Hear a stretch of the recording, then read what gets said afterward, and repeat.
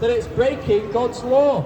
God tells us to do something and we reject that and we say, no God, I'm going to go my own way rather than your way. And it's just evident in our society.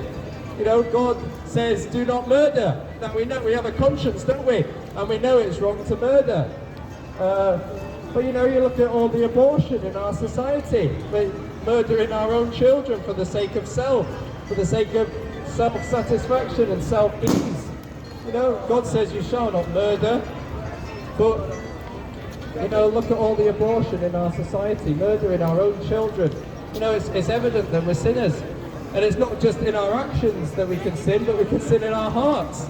And the Bible says that if we actually hate someone, you know, wish someone dead, then, you know, we don't even need to do the action to be a murderer, but we've already murdered that person within our heart. Or what about the sexual immorality in our society? You know, people, a lot of people don't seem to wait till marriage to have sex, do they? They have lots of different partners and that. Well, that's against God's design. God's design is one man and one woman in marriage. And, you know, it's just plain from our society that we reject this, that we reject God's standard. We say, no, God, I don't want you to rule over my life, but I want to do my own way. I want to go my own way. Or, you know, but we don't even need to do the action to be a sinner. You know, Jesus said if you look at a woman with lust, then you've already committed adultery already of her in your heart. That's how high God's standard is. If you look with lust, you commit adultery in your heart. And so it's just evident, you know, even in our hearts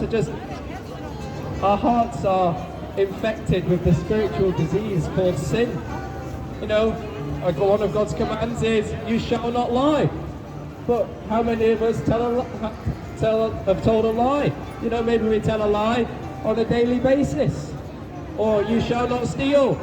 But, you know, how many thieves do you get around? You know, you have to lock your door, lock your car, you know, lock your bike.